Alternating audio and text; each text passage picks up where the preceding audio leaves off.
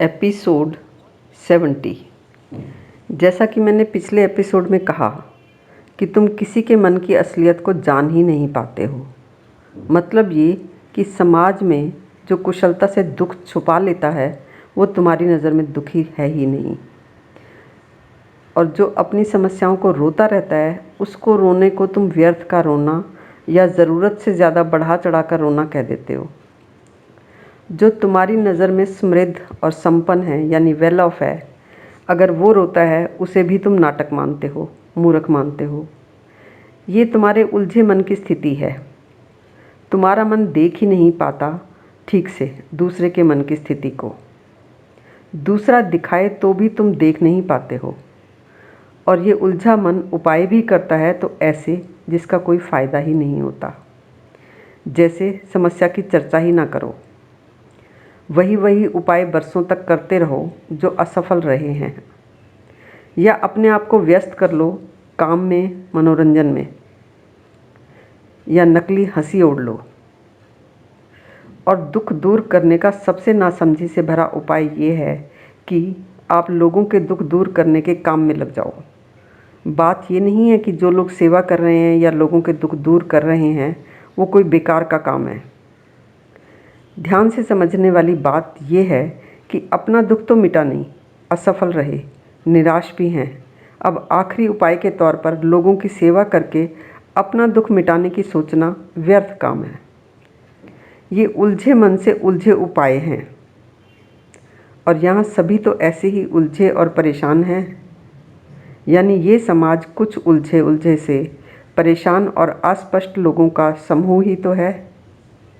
ऐसे समाज को यदि तुम्हारी समस्या का पता चल भी जाए तो तुम सोचते हो तुम्हारी इज्जत का नुकसान हो जाएगा।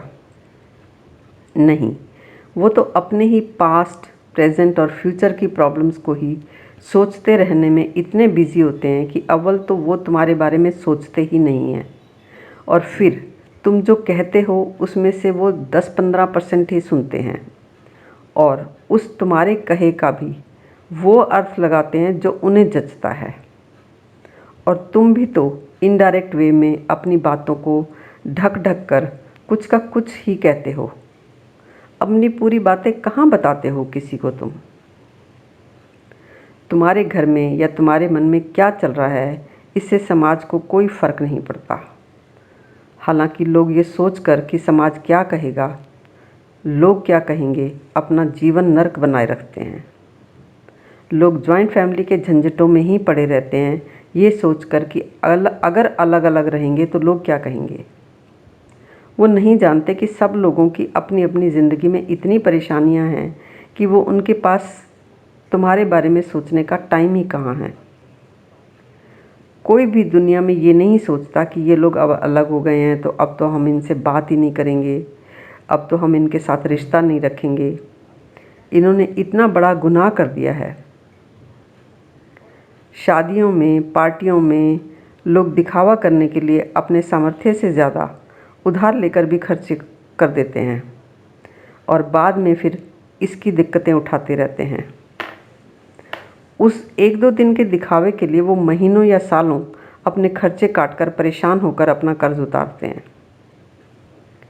माँ बाप अपनी बेटियों को ये शिक्षा देते हैं कि तुम ससुराल से मायके मत आना, चाहे कितनी भी दिक्कतें हों, चाहे तुम्हें कितना भी एडजस्ट करना पड़े। जहाँ तुम्हारी डोली जा रही है वहाँ से तुम्हारी अर्थी निकलनी चाहिए।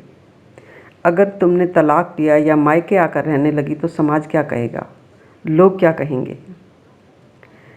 किसी के पास भी इतना वक्त ही नहीं है, और उनके पास टाइम हो भी और वो कुछ सोच भी लें, कह भी लें, तो आपको क्या फ़र्क पड़ता है।